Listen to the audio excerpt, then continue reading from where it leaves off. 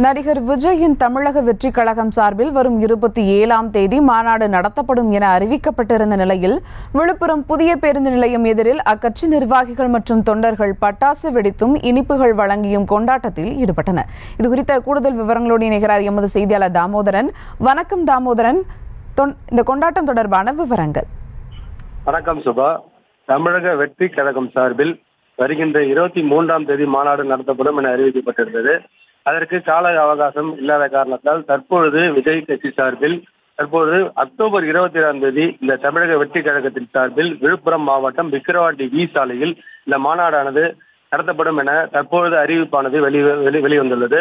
பல்வேறு கட்ட நடவடிக்கைக்கு பின்பு விழுப்புரம் போலீசாரின் அனுமதி அளிக்கப்பட்டுள்ள நிலையில் இந்த மாநாடு ஆனது அக்டோபர் 27ஆம் தேதி திட்டமிட்டபடி நடத்தப்படும் என அறிவிப்பு வெளியானதை தொடர்ந்து விழுப்புரம் தமிழக வெற்றி கழகத்தின் விழுப்புரம் கட்சி தொண்டர்கள் சார்பில் மிகுந்த உற்சாகமடைந்தனர். இதனைத் தொடர்ந்து மாநாடுக்கான பணியினை துவங்கி உள்ளனர். இந்நிலையில் இன்று விழுப்புரம் புதிய பேருந்து நிலையம் எதிரில் அந்த கட்சியின் தலைவர் குஷி மோகன் மற்றும் பொருளாளர் பரணிராஜ் மற்றும் மாவட்ட இளைஞர் அணி தலைவர் சுரேஷ் ஆகியோர் தலைமையில் சுமார் 50க்கும் மேற்பட்டவர்கள் பொதுமக்களுக்கு இனிப்புகளை வழங்கியும் அந்த பகுதியில் பட்டாசுகளை வெடித்தும் தங்களது உற்சாகமாக கொண்டாடி மாநாட்டினை வரவேற்பும் விதத்தில் தங்களது கொண்டாட்டத்தில் ஈடுபட்டனர். சுபா, விவரங்களுக்கு நன்றி தாமோதரன்.